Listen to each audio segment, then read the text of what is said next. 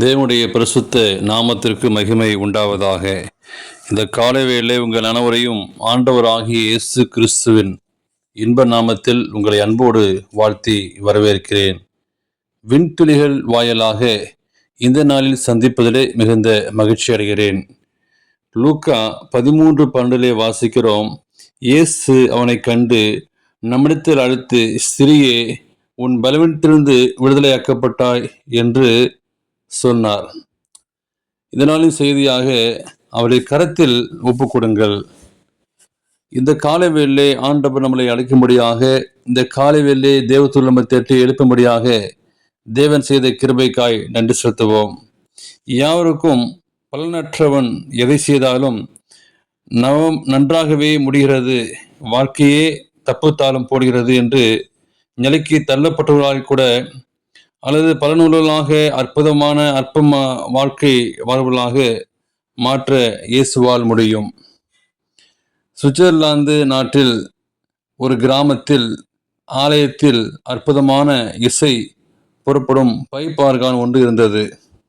அதில் இசையை வாசித்தால் கேட்பவர்கள் அப்படியே மெய்மறந்து நின்று விடுவார்கள். இதன் இசையை கேட்பதற்காகவே நூற்றுக்கணக்கானோர் ஆலயத்திற்கு வந்து அந்த இசையை கேட்பார்கள். அசம்பவிதமாக ஒரு நாள் இந்த ஆர்கான் பழுதடைந்து விட்டது. பழுது நீக்க பலரும் பாடுபட்டார்கள், ஆனால் நீக்க முடியவில்லை. பழுது நீங்கி மீண்டும் வாசித்த போது இசை முன்பு இருந்ததை காட்டிலும் வித்தியாசமான இசை இருந்தது.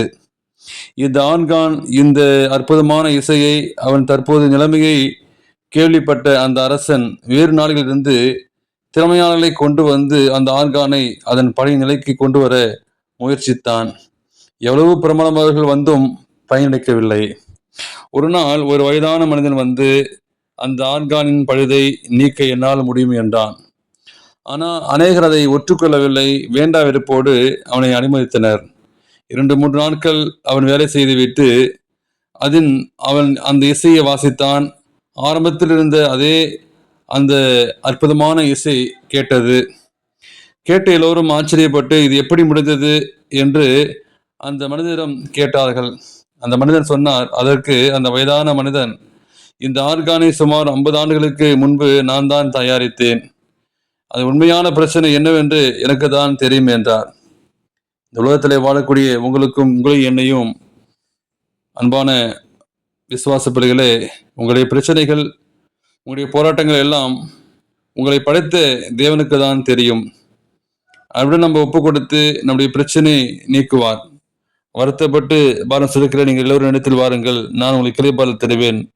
என் முகத்தை உங்கள் மேல் ஏற்றுக்கொண்டு இடத்தில் கற்றுக்கொள்ளுங்கள், அப்பொழுது உங்கள் ஆத்மாக்கு இளையபாடல கிடைக்கும் என்று சொல்லி, என் முகம் மெதுவாயும் என் சுமை இலகுவாகவும் இருக்கிறது என்றார் இயேசு கிறிஸ்து. அப்படியாக இந்த கால வேளையிலே அவருடைய கருத்தில் ஒப்பு கொடுப்போம். தேவன் தாமே செய்தியை கேட்ட உங்கள் தேவன் தாமே ஆசீர்வதிப்பாராக. ஆமேன்.